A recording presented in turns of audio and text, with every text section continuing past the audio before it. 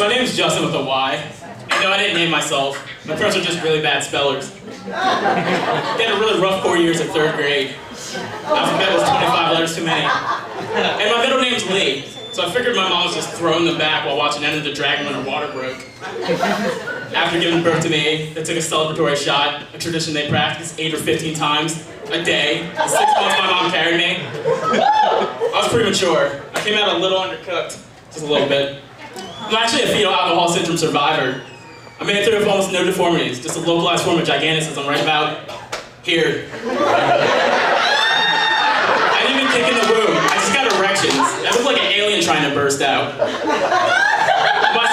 My smile, 90% gums. So I look like Seabiscuit above the shoulders and below the waist. So after my parents killed the fifth, they smuggled in the ICU. They told the doctor they wouldn't name me Justin. The doctor said, Justin, that's a great name. Justin. My dad interrupts, he's a boy, isn't he? Give him a long dangling Y.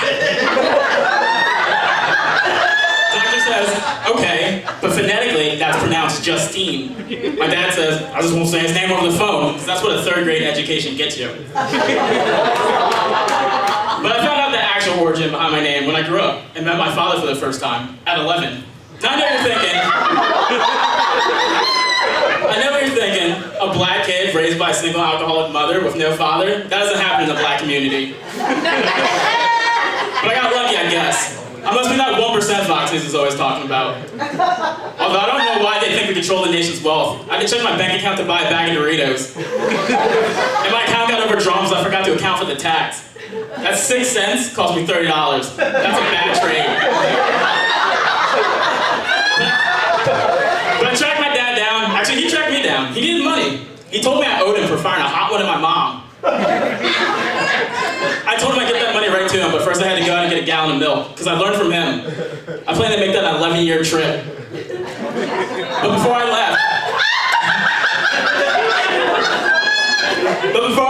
he wrote his name and number down on a piece of paper. I look at it.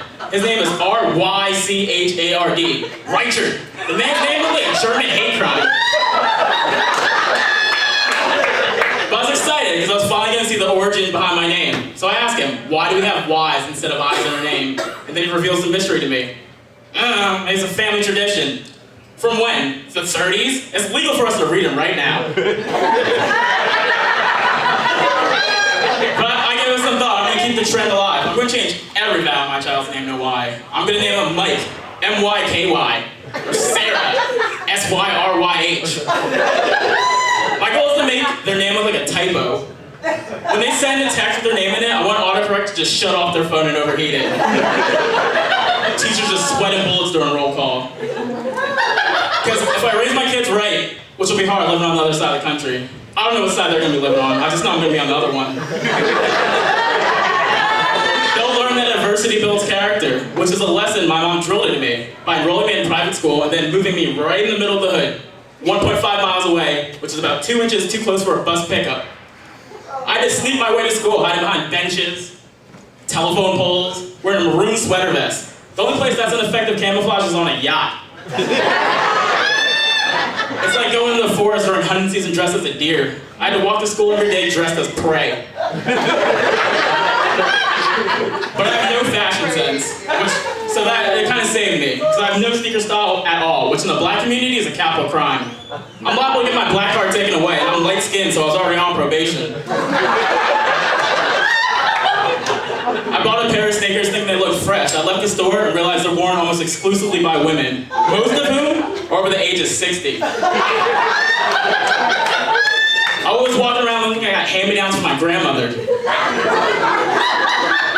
Okay, my grandmother didn't have sneakers. She worked in the field. On a farm, farming. Against her will as a slave. To alcohol. And Jebediah. But I've given some serious thought, and I'm going to keep the family tradition alive. I'm going to ban my kids as soon as they're born. I'm kidding. First, I'm going to develop a crippling alcohol addiction. Alright. Thank you guys. I'm Justine with a Y. Have a great night.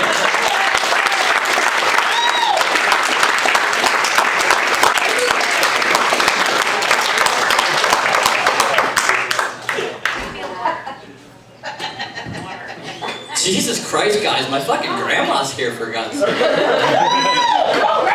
I'm looking around the room. I see a lot of good-looking people, man. I'm just really tired of being the least handsome person in the room. Every fucking where I go. Between my weight and my teeth, I look like Mr. Burns fucked a chupacabra. And someone married this. Someone looked at this fucking mess and was like, yeah, better lock that down. I want all that mental illness and $30,000 of hospital debt. Okay? But I love my wife. Like, we don't argue. Like, we don't fight like typical sitcom bullshit you hear. But the other day, she comes out of the bathroom and she says, you left the toilet seat up and I accidentally fell in. And I'm like, how is that my fault? I don't get to piss all over the seat and blame you for leaving it down. I'm expected to look like an adult. So the next day, I come out of the bathroom and I said, hey, you left the toilet lid down and I accidentally shit all over it. Because it's essentially the same thing. She did not enjoy cleaning that up. Then about a year ago, her mom had a stroke. So we moved in to help out. Yeah. So we moved in to help out. And now I essentially live in like a young person's nursing home. Because her mom had a stroke, I have really fucked up hips, her little brother was born blind, her uncle has severe bipolar disorder, and her half-brother and sister are black, so we are all disadvantaged. Everybody's all fucked up. It's a fucking mess. My wife told me that before her mother's stroke, she never would have watched reality shows, would have never watched them. And now after the stroke, her mom all day just watches reality shows. And I'm like, I knew it! I knew watching those dumbass shows required a brain injury. But you learn a lot of shit living with a blind kid, because like I said, her little brother was born blind. You think of shit you never would have thought of before. Like he says to me, Kyle, what's blue like? I'm like, oh, it's like, dude, I don't fucking know. How do you describe color to someone who's never seen anything? Like, it's like trying to describe bulimia to an Ethiopian, just, it's not gonna fucking work.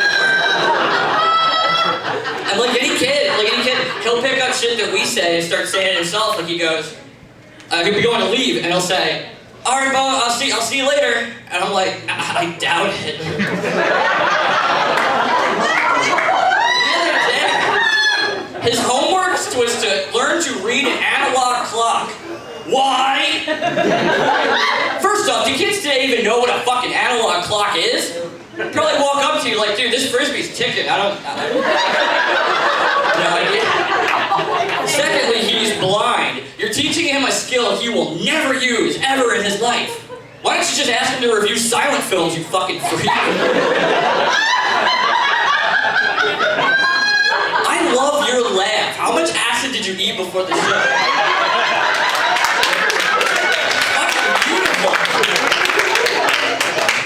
But, the disease I have doesn't really allow me to gain weight, so good luck to all you on a diet. But I am 115 pounds at age 29. You guys do not. Some of y'all might be jealous. Bullshit. You don't know what it's like to be this fucking small at this age. It's absurd. It's constant indignities. When I got married, my wife carried me to the car. Oh my God, it's terrible. Last year, October, I walk out of a Halloween store, I get fucking arrested. They thought I was trying to steal a skeleton. And then I'm walking through a store the other day, and I see this girl walking towards me. And I don't want to be judgy, but I'm like, that is an ugly fucking lesbian. And I get closer, I'm like, that's a fucking mirror.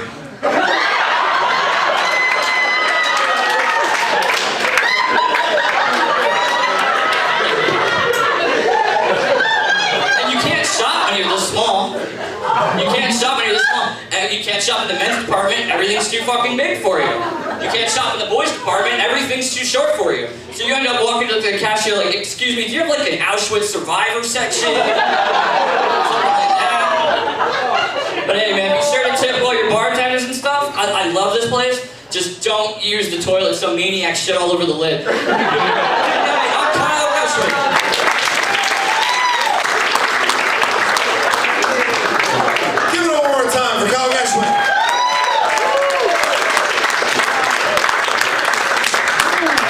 Problems with my bowel movements. All right, you guys ready for your next comic? Ready? Bring it on. Bring it on, I heard. The rest of you don't sound so enthusiastic. Are you ready for your next comic? Slayer! All right, I'm on my own on that one. Please welcome to the stage, Dan Carpenter.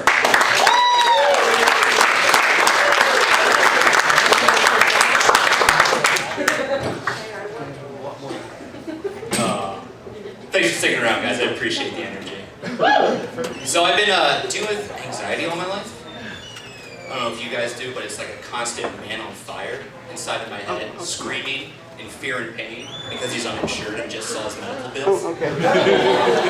So I decided, you know what, I'm gonna get some. I'm gonna go to therapy because I'm tired of living my life like the lyrics to Lose Yourself. My knees are weak, my arms are heavy, my palms are sweaty, and I'm just in line at Chipotle.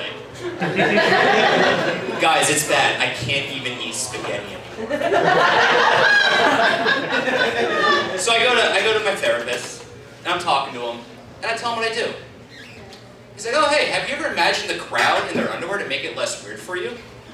My response is, no! 2 good reasons. First off, it's hard enough to try and hide an erection up here. Okay guys, I'm trying. No promises. Secondly, I've lived through that, alright? School assembly, locked eyes with my teacher, awkward moment for the both of us.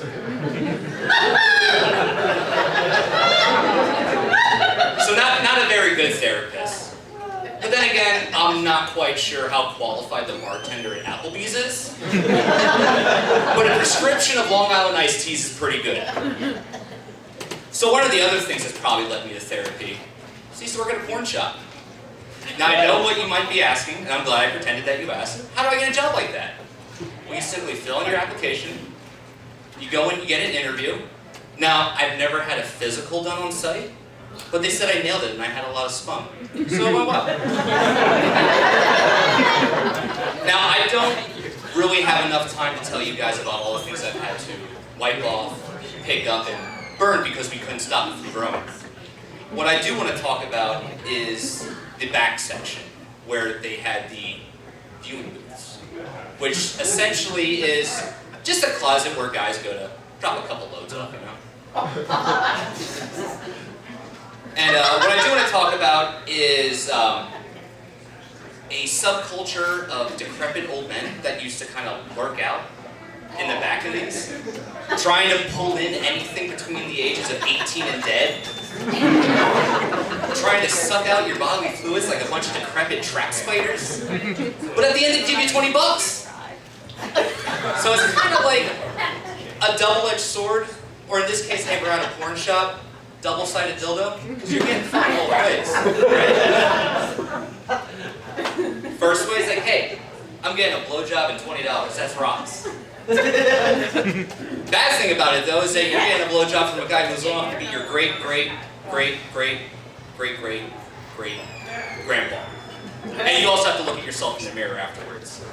I can't tell you how many lifeless hucks I've seen just walk out from the back of there. So, speaking of getting fucked both ways, I have Tinder. And I love it. Because I can get rejected for playing too many video games without having to turn off my video games. It's great. Now, in case you couldn't tell, I'm really bad at it. I take things too literal. When I see someone write that they're looking for a man to take them on an adventure, I show them my Indiana Jones costume, and the date is immediately off. Now, maybe it's my bullwhipping gun that I brought with, but I want to be true to the character. And it turns out when they're looking for adventure, they're not trying to go to an impoverished Indian town and get back the magic stones. No, they want to drive about 20 minutes to a cabana bar and talk about their father issues. Now, you guys don't know me, I'm not the guy to talk about father issues. Miss you. So, I got one of the weirdest messages. The title was, this is a sex/relationship application. And I'm looking at it, man, she wanted everything. First name, last name, how much do I make in a year, social security number, front digits on my debit card, the security code on the back. And I'm looking at that and I go, man, that is a lot of grade A work for some great CV. But desperate times calls for desperate measures, my friends, so I filled it out. Now I got there, the line was long, and the competition was stiff. I got the interview, didn't nail it, had a lot of spunk though. So I did what any man that I would believe in my position would do. Put on my Indiana Jones outfit, went back to the porn shop, and waited for a trap spider to pull me in so I could earn my $20. Thank you guys, thank you.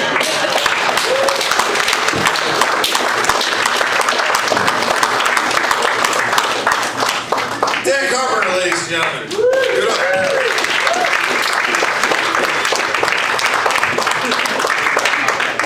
I feel like this is like frat hazing or some shit. Who's ready for your next comic?